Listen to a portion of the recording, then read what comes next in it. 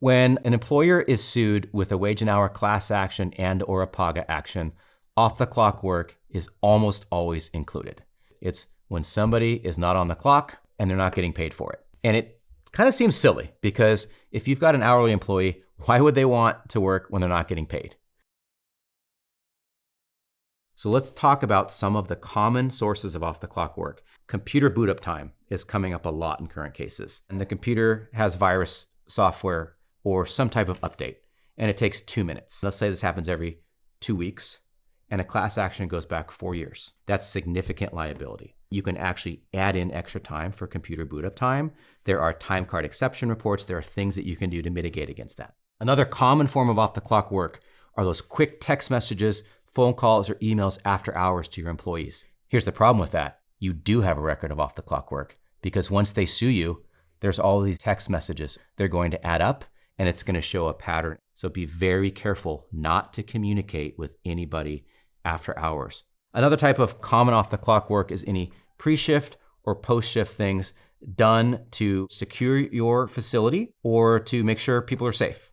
All those sorts of things might seem silly, but if it takes longer than a minute, you are ripe for an off-the-clock claim. Another really frustrating type of off-the-clock work is if you have those employees that are just so loyal and they want to work hard for you, and then you find out that they work off the clock. The way to address that is immediately. Your supervisors need to be talking about it. We do not have a culture where you are required to work off the clock. It's a violation of our company policy. Work time is work time and personal time is personal time. Other unintentional forms of off the clock work are kind of these internal communication platforms and phones. And that can be really, really tricky because you've got folks who are just so tempted to check in.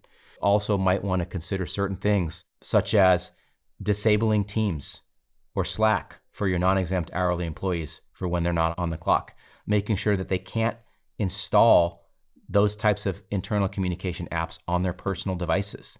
Remote work gets a lot harder, and that's just going to require more direct monitoring and enforcement because it always goes back to what does California want to see an employer doing with a wage and hour issue, treating it like a health and safety approach.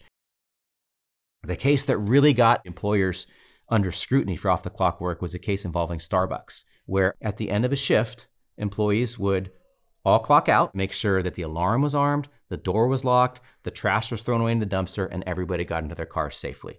And through expert testimony, it was found that that process took a few minutes per shift for every employee.